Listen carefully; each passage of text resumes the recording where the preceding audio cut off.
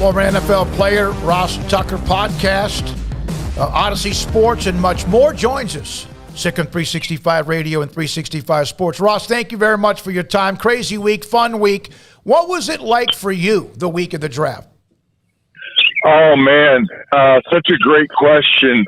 It was, I was the total opposite of everybody we talk about typically during this week. So I was such a bottom of the barrel prospect that before the draft, my agent told me he thought there was a 50-50 chance that I would even get signed. So people don't even realize there's a total other part of this, right? I knew I had no prayer of getting drafted. I just wanted a chance. I really just wanted, especially coming from a small school like Princeton, I just wanted a chance to go up against a guy from Baylor or A&M or the Texas Longhorns and just see how good they were. So I don't know why, but I sat there and watched the whole draft. By the way, I only ever got called twice during the draft. Both times, it was the Bengals. And this is 2001. The Bengals had not had a winning season at that point in over a decade. They were the worst of the worst. Whoever you think the worst of the worst is, they're not, maybe the Jags, still not as bad as the Bengals were thought of in 2001. But I'm telling you guys, when they called my phone in the first round, I answered that call and I said, I'm ready to be a Bengal. Let's do it. Oh, I love it. I love it. Well, so when Washington did call you, were you like, oh my gosh, really? What was that like? So, what's interesting about it is it was all my agent. So here's the thing that's crazy, okay? My agent told me the longer it takes for me to hear from him after the draft, the worse a sign that is. Okay, so then I sit there for about an hour after the draft. This is when it was a 2-day draft, Saturday and Sunday. I'm sitting there for an hour, and I still haven't heard from him. Meanwhile, all of my roommates, who were my college teammates, they're all at the eating club, which is kind of like a sorority and a fraternity combined into one. And they're having a cookout, and they're drinking beers. And you guys got to understand, okay? I made a conscious decision to try to play in the NFL. It was not like a foregone conclusion. Because I was such a bottom-of-the-barrel prospect, I really had to decide whether or not I wanted to even try it. And I knew that it meant, not really partying at all. My second semester senior year of college, which my roommates were partying every night. Every night. And I was getting up at 5:30 a.m. to work out. So I had to eat something. So I walk out to the eating club. Guys, I got like a hot dog or a burger. I couldn't eat it. I couldn't even look at my buddies. I mean, I thought I had just wasted 5 months of my life. I thought I had just blown the whole second semester of my senior year. Finally, I went back. I couldn't take it anymore. So I went back to the dorm room. As I'm walking up the steps, I hear my phone ring. This is like before cell phones. I got a cell phone like a month later, 2001. I start running up the stairs, and I answer the phone, and it's my agent. And he says, "Where were you?" I said, "Well, I was hungry, and you told me the longer it took after the draft, the worse sign it was. So I figured I wasn't getting signed." He said, "Well, you are the newest member of the Washington, at the time, Redskins." And just talking with you guys right now, I get chills because it went from, picture the emotions, okay? Everybody listening or watching or whatever, picture the emotions of going in with uncertainty, which is not something that people like in life, and then being at the lowest low. It didn't happen. My dream in life did not come true. I just wasted all this time. And then the exact opposite happens. I'm getting signed. I'm getting my chance to play in the NFL. I immediately sprinted back out to the eating club. I walked to the back, in the back where all my buddies are, all the girls in their sundresses or whatever, and I just point to the sky and say, Washington, and they went nuts. All my buddies came over. It was like 5 or 6 of us just jumping up and down because they were so happy for me. And, you know, it was especially rare back then for an Ivy League guy to get a chance in the NFL. So they were all kind of living vicariously through me. Honestly, it's a top 20, maybe even top 10 memory in my life. I appreciate you asking. Well, Ross, there's going to be a lot of memories like that for guys this weekend, a lot of great stories like that, and that was definitely a great story. I saw your latest retweet, that report from Tony Pauline on the Jaguars and what they're debating with that number 1 overall pick, whether it's Aiden Hutchinson or whether they go in a different direction. With Trayvon Walker out of Georgia, it looks like Balky and Khan are kind of split on that, if that report is accurate. What are your thoughts on the Jaguars there at number 1 and this dilemma in front of them? Well, look, we all have these decisions to make in life, right? And I think you can make the same decision when you're talking about the offensive linemen, Evan Neal and Ike Ekwonu. Aiden Hutchinson, I think, is a triple. I think he's going to be a really good player in the NFL. I think Trayvon Walker is either a double or a home run. So I guess you kind of got to ask yourself what you're willing to do. Do you want to take the solid triple? You know you're on third base. You know you're essentially scoring if anything happens, sacks fly, whatever. Or do you want to swing for the fences with the guy who's got more physical ability? And let me take that back. I think Trayvon Walker's a single or a home run. So do you want to swing for the fences and know that if you don't knock it out of the park, it's only a single, or do you want to take the triple? Because that's really where they're at. I think they believe Trayvon Walker has more ability, but there's a chance that he never realizes that physical ability that he has.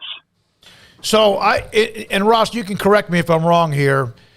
That is dangerous because you can't do that with the first pick. You can't have a single. Doesn't the first overall pick need to be like an 8 to 10 year Pro Bowl player? No matter what, you can't afford a single, can you? Well, it's funny that you say that because that, I believe, is the mindset of the owner. Because the owner is going to be there regardless, and he just wants a good player that they can have for a while and build around. I think Balky realizes if they don't really do something special and get this thing turned around, maybe even this year or quick, that he's probably gone. So I think Balky's like, you know what? If I'm going down swinging. I'm going for the home run. That's my belief of what's going on here. I guess I just don't understand if you're Shad Khan and you don't trust Balky to make the pick, why is he your GM? Like, I mean, if they pick Hutchinson and that report's accurate, then you may as well just fire Balky. Because what point does he even serve if the owner just overrules him? And by the way, I've had a lot of conversations with guys over the years. It's a real thing. Owners overrule guys all the time. I mean, it happens.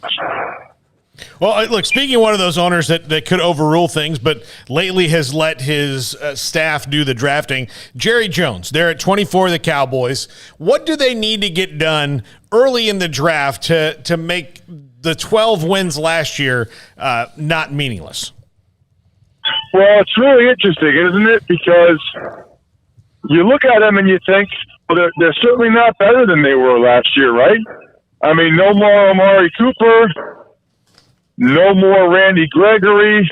They're not a better team than they were last year. And I think that there's a lot of positions they could go. I mean, I wouldn't be shocked if they went O-line and tried to get an interior offensive lineman and fortify the guys up front, especially with Zach Martin and Tyron Smith not getting any younger. I wouldn't be shocked if they took a receiver.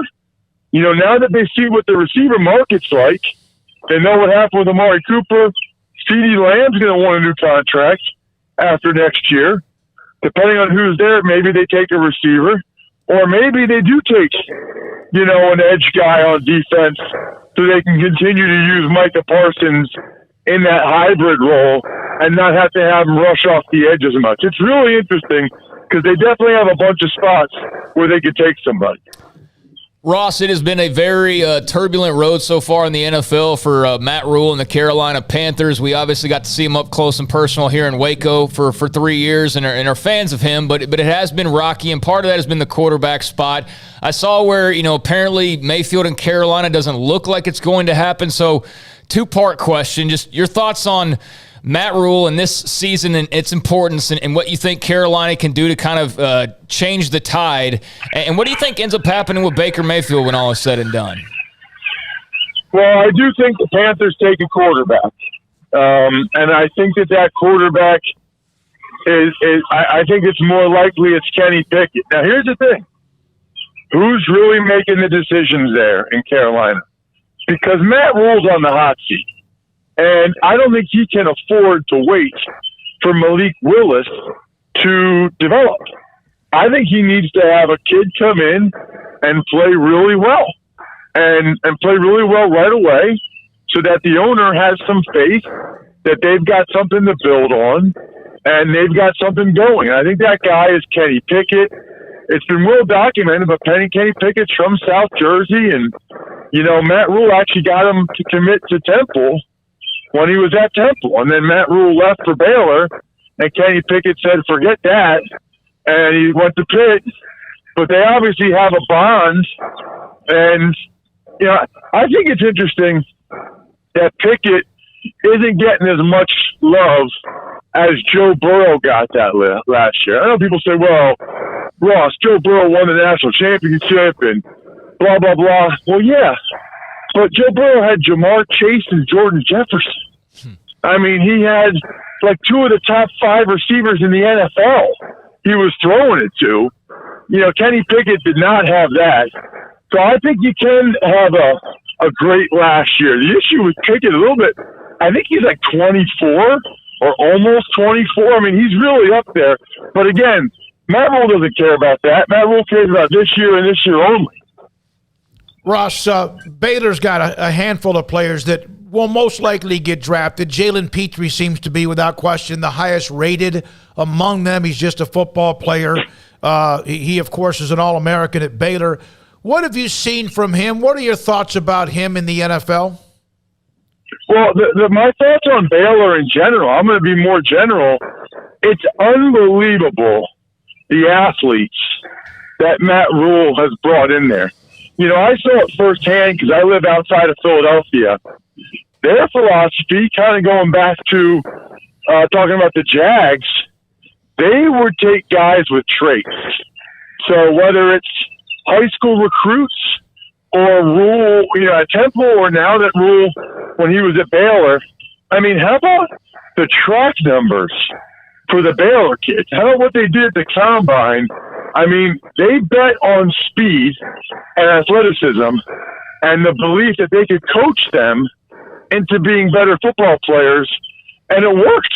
I mean, a lot of these guys that they're getting drafted all turned into being really good football players that, gave them that opportunity to win the Big 12. Ross, I don't want to forget because it's Mother's Day coming up and then Father's Day, but my front page story is something you do, yep. And it's a cool gift. It's something unique. In fact, I don't know if there's anything like it out there that you could really gift that is simple. Tell people about my front page story. Yeah, no, we talked about it before. I know with your background as a writer, you'll especially love it. It's the best Mother's Day gift I've ever heard of. You talk to a writer for 10 minutes, they write the most unbelievable story about your mom or your wife, whoever, and then to be able to give her a framed story written all about her, it's just the coolest, most unique gift that's out there. And I can almost guarantee she'll cry. Like when she looks at it, and knows that you got her a story written all about her, and then she reads the quotes about how much she means to you, I'm very confident she will cry in a good way, and you will win. MyFrontPageStory.com, MyFrontPageStory.com. Ross, thank you very much, buddy. Appreciate your time. Ross Tucker Football Podcast. You can follow him on Twitter at Ross Tucker NFL. Former player, what a story that was about the week of the draft and the day of the draft as well, the weekend of the draft at Ross Tucker Pod, also available with the NFL news. When we come back,